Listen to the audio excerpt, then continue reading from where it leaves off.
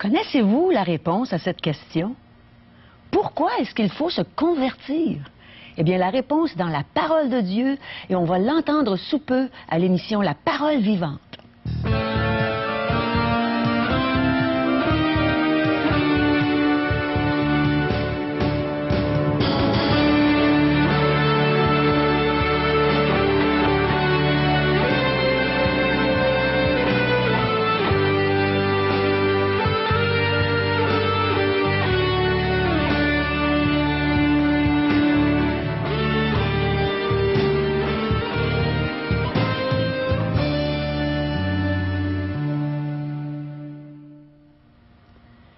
Bonjour amis fidèles et bienvenue à une autre émission, La Parole Vivante.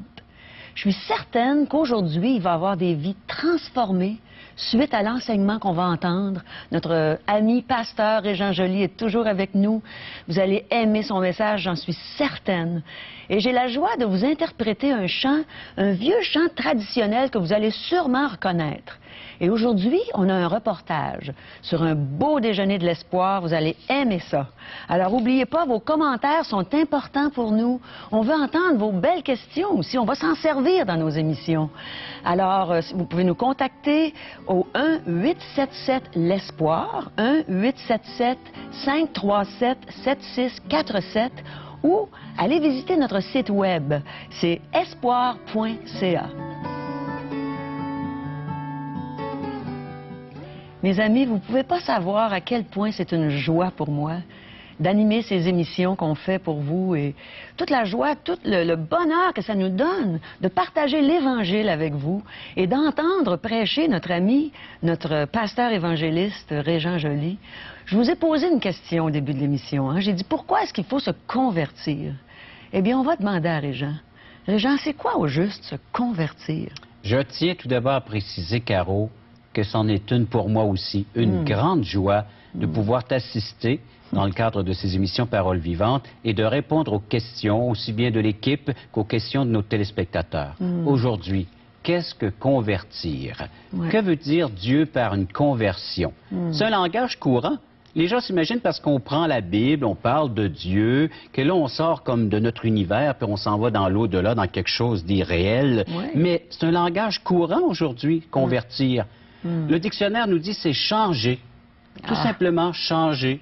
Alors, vous êtes peut-être un régime carnivore, c'est-à-dire vous aimez manger de la viande, puis, et vous allez changer pour un régime, alors on va manger des fruits et des légumes, donc un régime alors pour les végétariens. Ou peut-être changer de produit, vous êtes habitué à tel savon pour vous laver. Changer de produit, un nouveau savon. On vient de se convertir à une autre marque de savon. Même chose pour le détergent. Les appareils ménagers, changer de voiture. Alors oui, j'avais un tel modèle, je change de modèle, je change de marque d'automobile. Alors je me convertis à une autre marque d'auto. Et c'est ainsi de suite. Et le Seigneur voudrait qu'on vive la même chose, expérimenter un nouveau produit. Un produit pour l'âme. Alors on a essayé peut-être toutes sortes de religions, de philosophies, de croyances, mais le Seigneur nous appelle à nous convertir à un produit unique en son genre, à une nouvelle marque aussi. Alors donc, une marque peut-être que, oui, on avait par le passé connu par nos traditions, mais de retrouver ce que le Seigneur nous présente aujourd'hui comme étant modèle de vie, un nouveau régime de vie. C'est ce que la parole de Dieu nous offre, de changer pour le régime que Dieu nous offre dans sa parole. C'est ce qu'on va aborder tantôt. Alors avec les textes, avec la Bible à la main, j'espère que vous avez une portion des Saintes Écritures, si ce n'est la Bible, au moins d'avoir un Nouveau Testament. On va regarder ça un peu plus tard. Eh bien, merci Régent. Tu donnes toujours tellement des bons exemples pour nous aider à comprendre la parole de Dieu. Alors, merci. À tantôt. Paroles Vivantes vous invite à participer à l'un des nombreux merveilleux déjeuners de l'espoir. Ces déjeuners ont lieu dans plusieurs restaurants réputés de la région et vous sont offerts gratuitement. Venez entendre le témoignage d'une vie transformée par la puissance de Dieu. Pour connaître les détails concernant l'endroit, la date et l'heure pour votre région, composez le 1-877-537-7647 ou notre site web www.espoir.ca.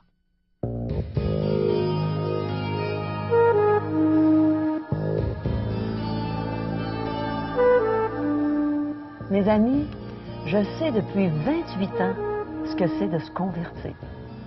Mais je pense que mon ami Régent est bien plus qualifié que moi pour élaborer sur le sujet. Alors, Régent, nous sommes tous oui, on t'écoute. Un premier temps, se rappeler que veut dire le mot convertir, changement. Je crois que tous et chacun, on aimerait vivre des changements dans notre vie. Certainement. Il y a des choses qu'on aimerait améliorer, changer, modifier. Eh bien, Dieu parle de se convertir, c'est-à-dire de changer. Et puis de faire un changement avec ce qu'il nous offre. Vous allez voir, c'est très, très, très bien comparé à tout ce que nous pouvons posséder. Moi aussi, je me suis converti un jour et j'invite les gens à se convertir à ce que Dieu leur offre maintenant. Dieu parle de cette conversion. Alors, peu importe que vous soyez religieux ou non, pratiquant ou non, nous avons tous besoin de vivre une conversion, c'est-à-dire un changement. Et pas un changement à demi, à moitié fait, mais un changement radical. Mais pas une modification. Non. Okay. Alors, vraiment, là, un changement de tout en tout. Alors, changement d'opinion, changement de conduite, changement de vie. Ah, là, peut-être qu'il y a des oreilles qui commencent à s'élargir puis à être plus attentifs. Aimeriez-vous changer de vie? Dieu nous offre un changement de vie. Et comme je vous dis, c'est 100%, c'est radical. Alors, en ouvrant la Bible, nous découvrons que nous avons des décisions à faire concernant notre vie présente et notre destinée éternelle. Alors, c'est pas seulement un changement pour la vie présente, mais un changement pour notre destinée, pour donc la vie éternelle, ce qu'il y a après la mort également. On peut changer, on peut modifier tout cela par un choix fait présentement, au moment présent. Le mot converti ou conversion, alors il revient au moins 14 fois dans le Nouveau Testament. Alors, vous voyez que Dieu en parle, que Dieu invite l'être humain à se convertir, à changer. C'est vraiment important. 14 fois dans le Nouveau Testament, quand Dieu se répète comme ça, il signifie simplement de s'arrêter, de se retourner pour aller dans une autre direction. Repentance, par le fait même changement de direction, mais changement également de tout ce que nous pouvons voir et contempler. Si je regardais en arrière, ben, je vois les rideaux, je vois la fenêtre. Si je regarde en avant, je vois mes téléspectateurs sous forme de caméra, mais ils sont là. Je sais qu'ils sont là, mais je change ma façon de voir les choses. C'est carrément changer ma vision. Et c'est la même chose, un changement. Alors, c'est un acte volontaire, une conversion. C'est une décision que je prends, alors de l'être humain entier qui se fait donc se détourner d'une manière de vivre. La Bible appelle cela se détourner du mal afin maintenant d'accepter le bien ou la justice que Dieu m'offre à accomplir pour lui. C'est tout un changement de vie. Hein? Dans Actes chapitre 3, un premier verset que nous pouvons lire, Actes chapitre 3, versets 19 et 20.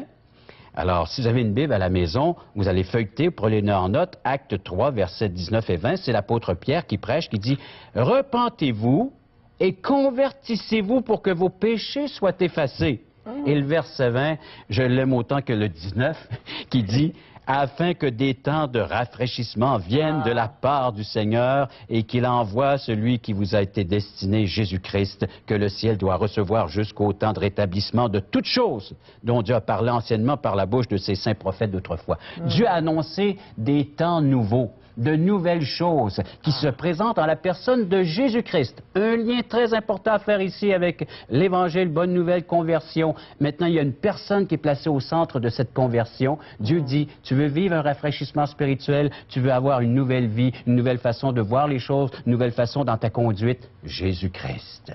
Oh, les regards commencent à se tourner vers la personne que Dieu nous envoie, que Dieu nous a envoyée et qui nous place devant nous. Quand on tourne vers lui les regards, on est rayonnant de joie. Il y a un texte qui nous dit ça dans l'Ancien Testament. Oui.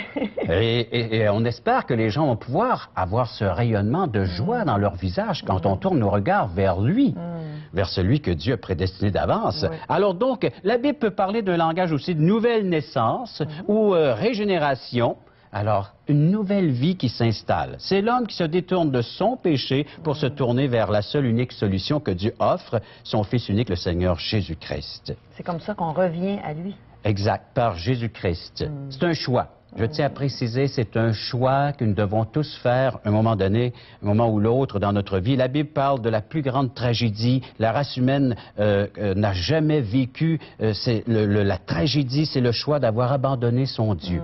Ça a été fait. Bien, quand est-ce que j'ai fait ça? Ça a été fait en Adam et Ève. Là, on recule dans le passé. Genèse chapitre 3. Genèse, c'est le premier livre de la Bible. Ce sont les origines. Et nous voyons donc cette grande tragédie que la race humaine a vécue tous ensemble en Adam. Adam a fait un premier choix, il a fait son choix, c'est de délaisser Dieu, d'abandonner Dieu, de se détourner de Dieu. Et par le fait même, ça a entraîné toute la race humaine, donc de vivre sans Dieu, autrement dit, de faire un choix de s'en séparer. Oh là là. C'est vraiment une tragédie, comme tu dis. Mais qu'est-ce qu'on fait pour revenir à lui une fois qu'on est séparés?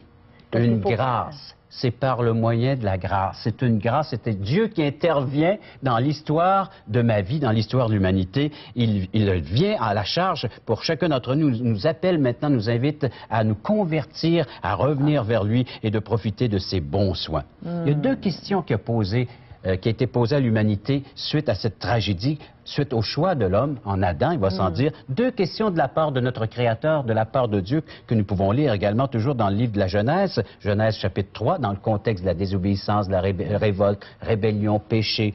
Dieu revient à la charge à l'instant même, puis il dit, « Où es-tu? Que fais-tu?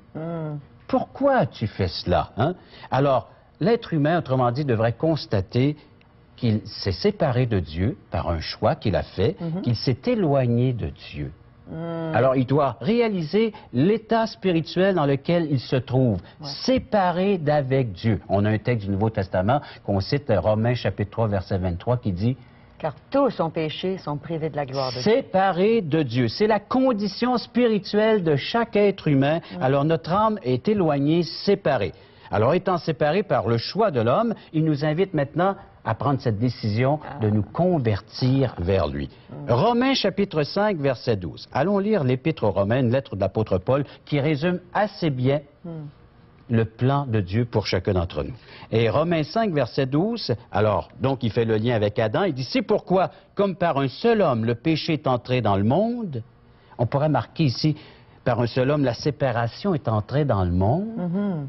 Oui. Alors, donc, par cette séparation, donc, cette mort spirituelle, cette séparation d'avec Dieu, la mort ou la séparation s'est étendue sur tous les hommes parce que tous ont péché. Et je rajoute à ça les versets 17 et 18, toujours du même chapitre de Romains 5. Si par l'offense d'un seul, la mort ou la séparation régnait par lui seul, à plus forte raison, ceux qui reçoivent l'abondance de la grâce et du don de la justice régneront-ils dans la vie par Jésus-Christ lui seul?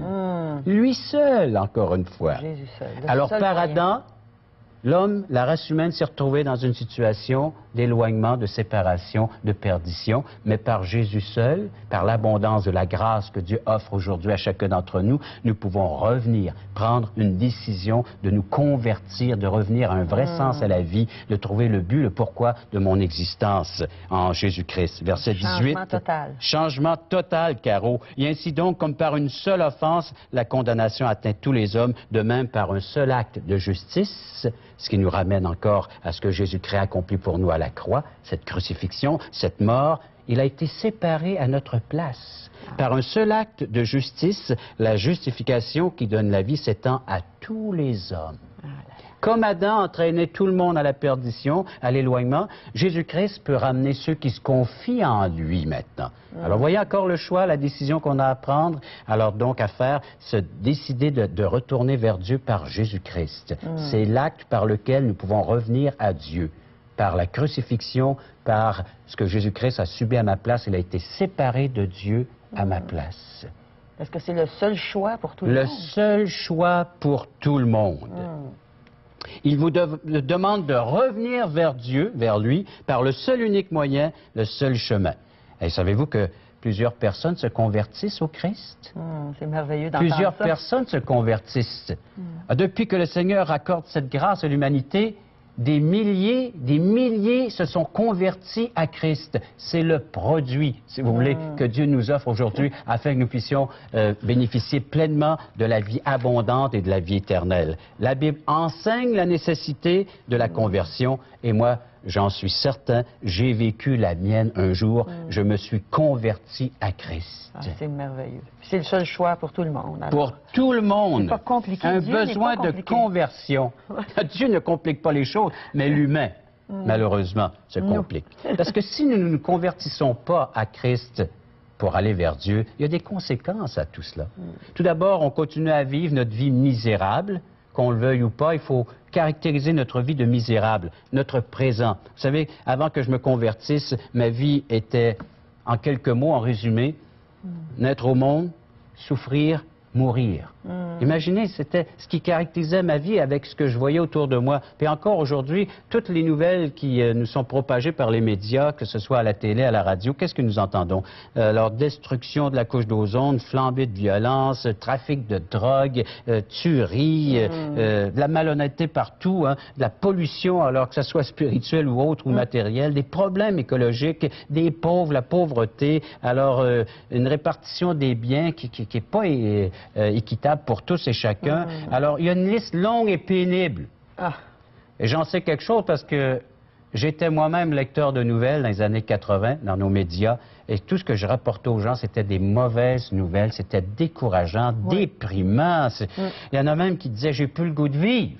Il y avait le dégoût de la vie. C'est tellement rare qu'on entend des bonnes nouvelles. Mais en voilà une. Hein? On peut changer tout cela. On peut changer ce mode de vie en acceptant celle que Dieu m'offre, cette nouvelle façon de vivre, cette conversion.